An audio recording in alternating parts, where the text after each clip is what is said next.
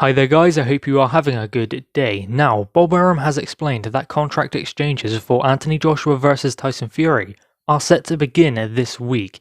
He said that Eddie Hearn told him he'll send the first draft on Tuesday and they'll hope to have a final version ready to sign within a week or two. So there we go, that is exciting news for this undisputed fight between Anthony Joshua and Tyson Fury, because I guess we are still skeptical as to whether the fight will happen or not, and when it's signed, when it's announced, and when they are going to be doing a virtual press conference or just a press conference. Hopefully it is actually with them two together, but until that starts happening, we are not going to get overly excited. It's okay to get excited because I think the fight is going to happen, but it's so close now that it's within a touching distance. They are going to likely announce a date in early February. At least that is what Eddie Hearn has said previously. So if you factor that in, when will the fight take place? Well, we are led to believe the fight will take place late May or early June. Where will the fight take place? Well, we don't know at the moment. Apparently there is a place they are looking at, and there will likely be a frontrunner at the moment. I believe it's going to be Saudi. There are good connections there for Eddie Hearn. AJ's been there before, Tyson Fury's been there before also with WrestleMania. So I would imagine it will be Saudi. It won't be UK.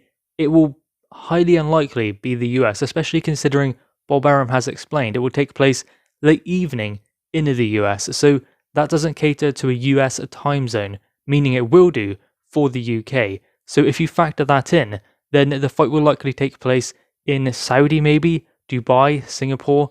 Those are places they are looking at. And when Anthony Joshua fought Andy Ruiz in Saudi Arabia, it took place around 9 o'clock, I think, in the UK. We do also know that financials have been agreed. That was one of the first things to be agreed. There was this situation with Deontay Wilder between him and Tyson Fury because they were supposed to fight a third time, and that was going to happen in July last year, October last year, December last year. I mean, the mediation for that has now concluded, and it is going to arbitration apparently, but I don't see Deontay Wilder getting that shot. I don't see him fighting Tyson Fury next, maybe even if he wants to, because I just don't see how it can. Tyson Fury's had the contract looked over by his lawyers and lawyers at Top Rank. There is no way the fight can happen. So there is no trilogy fight between those two, meaning Tyson Fury is free to go and face whomever he wants, and that is obviously Anthony Joshua. So I don't think Deontay Wilder is going to be a problem at this point.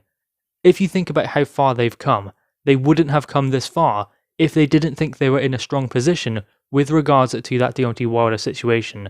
And considering Wilder is now talking to Charles Martin about a potential fight, that does kind of tell you that he's not fighting Tyson Fury next, he's actually fighting Charles Martin next. Now, there is this situation with Alexander Usyk, and that one is a little bit more delicate if you consider he is WBO mandatory, so he must have his opportunity, and he did wait before and fought Derek Chisora while Anthony Joshua fought his IBF mandatory, Kubrat Pulev. So he does need his shot. But then again, Anthony Joshua is chasing this undisputed dream with a Tyson Fury. So does he want to face a mandatory, then try and get the Tyson Fury fight? They have been in that situation before when they are so close to making the undisputed fight, but things get in the way. They didn't want that to happen this time. So Usyk was a great fight for Anthony Joshua, and it's still one I do want to see. It would be so interesting to see how Anthony Joshua deals with the skill of Usyk, and how Usyk deals with the skill and size of Anthony Joshua, but that one is on hold at the moment because AJ is chasing something different, and they do have to seize this opportunity for undisputed, but Usyk still needs to be respected in his position. He is mandatory for a reason. I know he's only been at heavyweight for 2 fights, and he's become mandatory almost just by stepping up. Well, no, in reality he has. Just by stepping up from the cruiserweight division, he became a mandatory, but those are the rules in the WBO. They cannot change them, that is the way it is. And they have been for some time, and Usyk has now faced Derek Chisora, so he has a better name on his resume in the heavyweight division, considering last time it was Chaz Weatherspoon, and that was the only name he had fought at heavyweight, and he was going to get a world title opportunity. You would have to think that Dillian Whyte deserved an opportunity more than him, even though there is this rule in the WBO that when you step up, you become mandatory in the next division if you are a world champion in the lower weight class, but still, look at who Dillian Whyte has fought. Now, the mere notion of trying to get an exception for this fight to make a unification with Tyson Fury has been one that Eddie Hearn has been exploring quite recently. He said that there were 3 routes. He could go to the WBO and ask for an exception. If they say no, you cannot go and fight Tyson Fury, you must honour your mandatory obligation. So if they say that, he said then he would go to Alexander Usyk and offer him some step-aside money in the meantime. Failing that, they will just go and vacate that world title so they can make a unification with Tyson Fury. It would not be undisputed, but still, it would be the 2 best in the heavyweight division coming together, locking horns to see who is number 1. That is more important than the belts, but it seems like they have gone to the WBO and they are willing to grant an exception to make this fight because they have recently reached out to Alexander Usyk and his team, saying they are considering sanctioning this undisputed fight. That means Usyk will have to wait and potentially fight for the interim world title against Joe Joyce.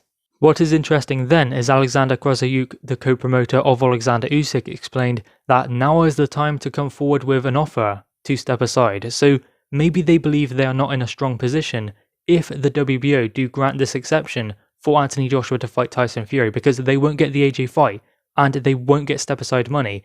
If the WBO say, nope, he'll wait, you go and fight for undisputed, just as Anthony Joshua did when he fought Joe Joyce instead of facing his WBA mandatory, which at the time was Luis Ortiz, but later became Alexander Povetkin after Ortiz lost to Deontay Wilder. So all in all, financials have been agreed, 50-50 in the first fight, 60-40 favouring the winner in the second fight.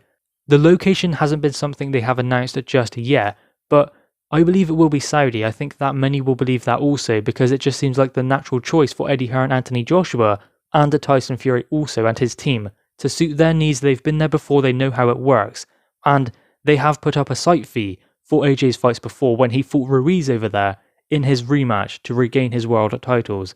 So I would say Saudi is the front runner. UK it isn't going to be.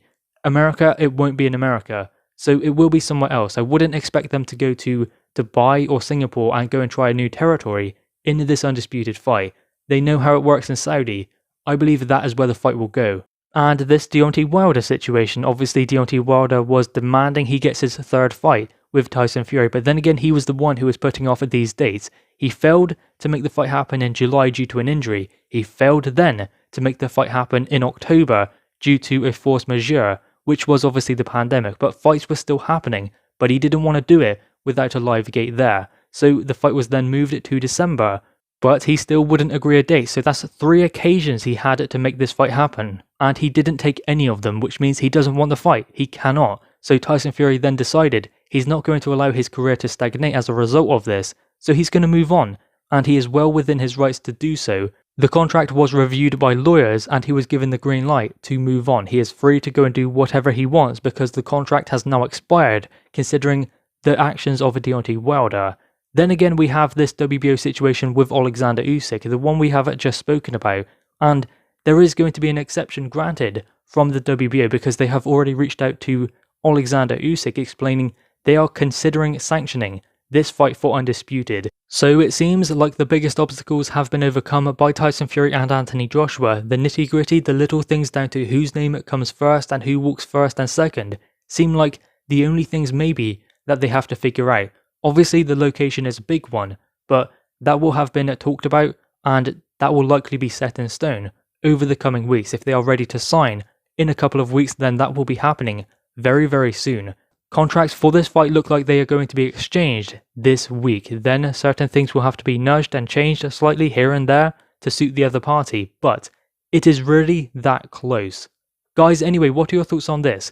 Make sure you leave your thoughts in the comments below, leave a thumbs up, and subscribe if you are new. Thanks guys.